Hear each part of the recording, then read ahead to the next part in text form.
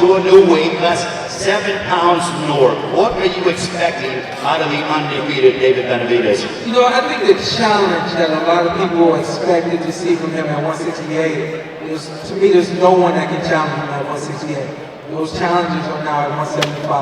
He's fighting guys just as big as he is, boxing. He's fighting guys that have experience, or he will be. You know, this is the first challenge at 175. I think that this will be one of the more evenly matched fights that we'll see David in.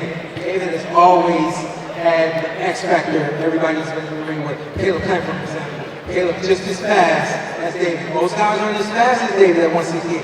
Caleb just as fast, but doesn't have the strength to keep off that monster. I think moving up to 175, the playing field is going to be a little more even. If anything, we'll have more speed with both the hands and the feet, and that'll offset everything for him moving forward. We'll see. Well, let's be honest. I mean, obviously, David Benavidez, he has his focus on Alexander Borzik here at 175, but we have heard throughout the week that he has no problem going back down to 168 for one particular name. We all know Canelo Alvarez. That's what David Benavidez wants. I'd love to see it. I'm sure you would as well. But in your estimation, how big of a fight could that be for the sport of boxing? That is the fight, in my personal opinion, that David Benavidez needs to become a superstar in boxing. And I say this respectfully because this fight with Bosnick, I'm sure if I ask how much of y'all know what y'all know about Bosnick, there won't be very many people screaming, open and hollering. You got to promote both sides. And I feel like when it comes to David Benavidez, we know him to be the monster. Let's talk about who he's getting in the ring with. You know what I mean? Let's talk about how great and exciting this fight is going to be. If you keep pushing the monster and the monster scaring everybody away, you know, you don't have anything to work with. Right now, Canelo Alvarez at 168 is the guy I think that makes David Benavidez the star. And I'm going to say it. I mean, I ain't seen the Borderway podcast. Canelo cannot beat David Benavidez.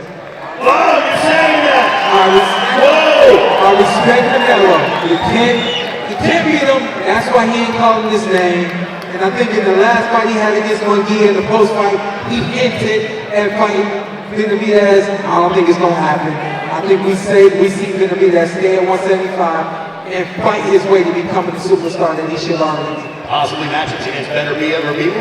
Oh, absolutely. That's what we're waiting on. You imagine those fights? I don't think we see better be, but I definitely feel like we should be able to see David Benavidez get in the ring with Reebok. To me, that might be a 50-50 fight. Love that. That might be a 50-50 fight. I know, like I said before, we haven't seen David in a lot of contending fights where from round one to the end of the fight, it's been a competitive fight. At some point, he just takes off. Bebo, I think that might be the most 50-50 fight out here for Benavidez.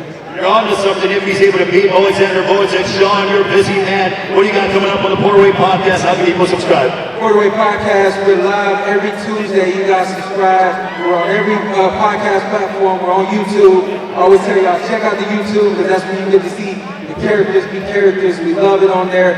And we got a lot of comedians coming on, a lot of actors coming on. Taking it to another level. Also, our Patreon. Subscribe to our Patreon, TPWB. Ladies and gentlemen, Showtime, Shawn, give it up.